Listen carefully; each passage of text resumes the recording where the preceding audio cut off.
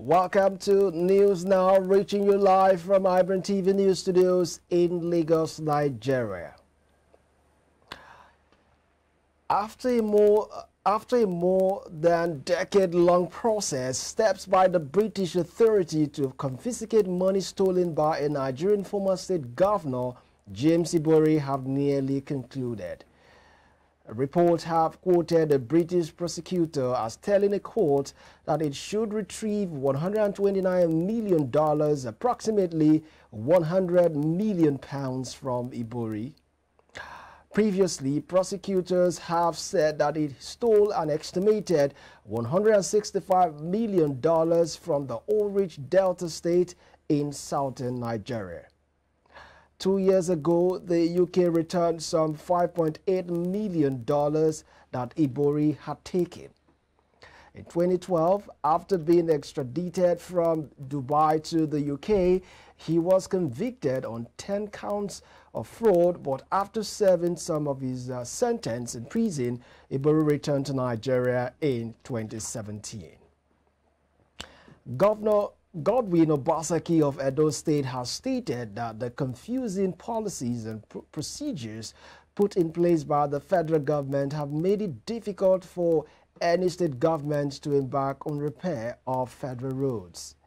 He also lamented that Edo people are being unfairly treated by the federal government, probably because of their political stand. Obaseki stated this when he paid a visit to the Edo State Council, Secretary of the Nigerian Union of Journalists. He lamented that as a governor, his hands and legs are tied as regards repair of federal roads. The governor further revealed that his attempt to carry out palliative measures on a federal road in the state was frustrated. I am not here to criticize federal government, but I am here to say that we are all Nigerians.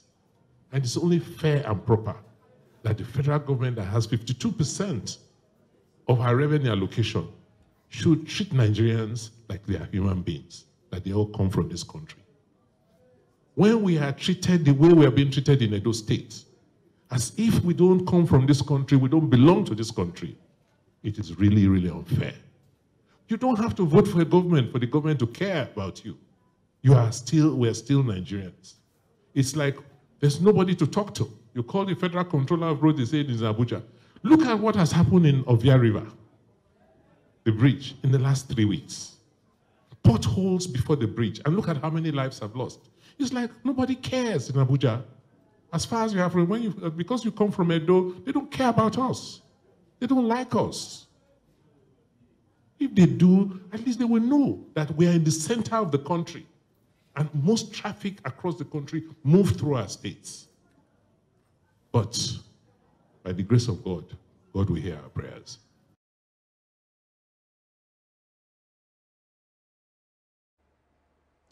Lead judge in the Oyo North Senatorial Election Petition Tribunal, Justice Onosike Njoku, has adjourned sitting till Saturday, July 22 for further hearing into a petition instituted by Accord Party candidate Shino Pella.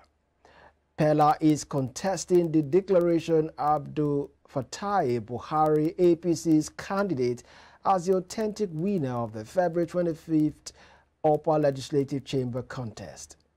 Pella, who claimed that the poll were marred by perceived irregularities, which according to him contravenes provisions of Nations Electoral Act, wants the tribunal to nullify the process and declare him the winner.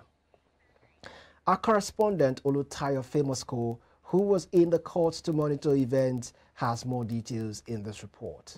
In court today to challenge the result of the election of 2023, which we believed that INEC did not comply with the provisions of the Electoral Act 2022 and also INEC regulations and guidance. You know, if they had complied, I'm sure the result of the election would not have been what was announced. On the face of the documents, we got the certified true copies of the results And then we still went for the inspection of all the documents at the INEC office. And we still check the results on the INEC portal. So obviously, results were missing in 5 local governments, Beavers bypass, and overvoting, cases of overvoting, cases of results not being stamped, cases of results being signed by a single person, results being signed by a single person, and then cases of mutilation and alteration. All these things violated the provisions of Electoral Act. With fairness to all manners of people. And in fact, my observation of them is the candor of a judge which the 3 of the judges possessed. Not getting irritated, not getting annoyed with things that could easily annoy them. And I feel they have indulged all parties to all manners of petitions which are before them, not only limited to this one which we have appeared in court today. So I do not see any reason for anybody to have any doubt as to having justice before them.